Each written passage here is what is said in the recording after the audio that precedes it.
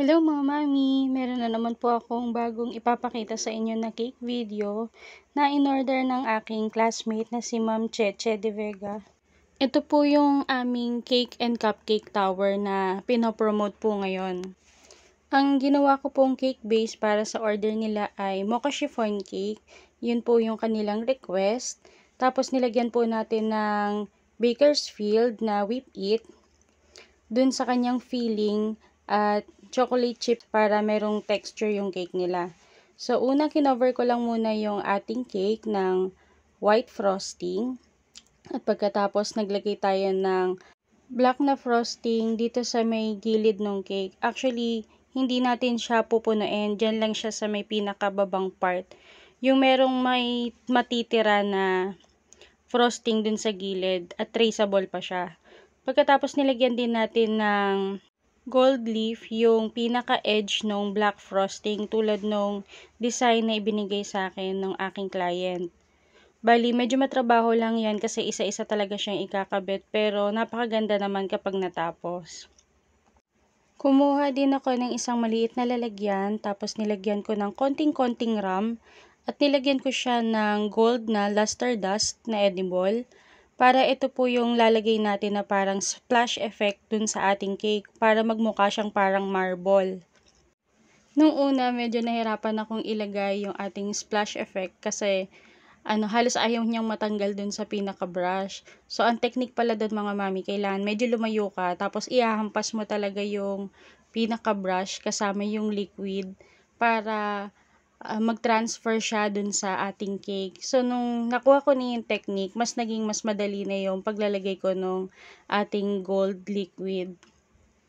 Tapos, gumamit ako ng number candles na gold at saka mga non-edible na cake balls. Gumamit ako ng cream, ng black at saka ng gold. So, iba-ibang size po yan. In-arrange ko lang yung mga cake balls na katulad din dun sa sinend sa akin na photo ni client. Ginaya ko lang kung saan yun dapat nakalagay para mabalanse yung kulay ng cake balls dun sa cake. Ilalagay ko na lang yung mga link ng mga ginamit ko dito na accessories para dun sa cake para sa mga gusto din mag-try ng mga ganitong mga decoration para sa mga cake nila. Nagkabit lang din ako ng simpleng happy birthday topper na photo yung ginamit namin na material. Tapos ito na yung magiging final look ng ating cake.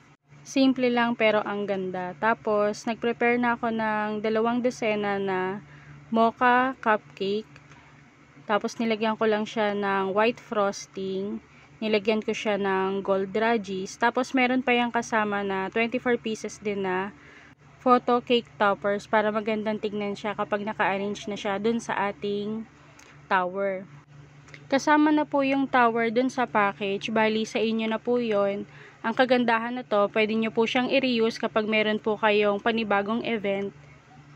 Cake and cupcakes na lang po yung o-orderin nyo sa amin. Tapos, mas mababang price na po yung makukuha nyo sa amin na package. Ang ganda po kasi ng arrangement nun. Maganda siya sa photos kapag sa mga weddings kasi tumataas po yung level ng ating cake.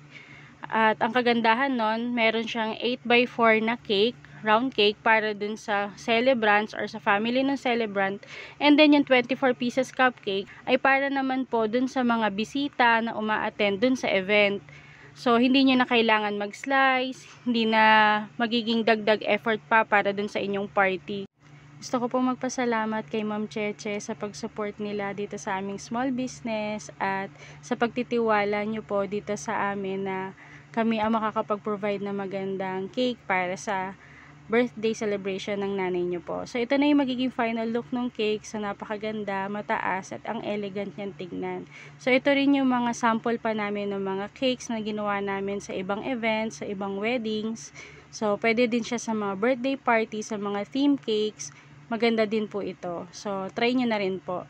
Marami ding salamat kay Ma'am Cheche sa pag-aasikaso sa akin ng araw na yon. Grabe, pinakain ako, pina-take out ako, pinahatid pa ako. So, feeling ko bisita rin ako. So, maraming salamat po. Sa susunod na video po ulit. Bye!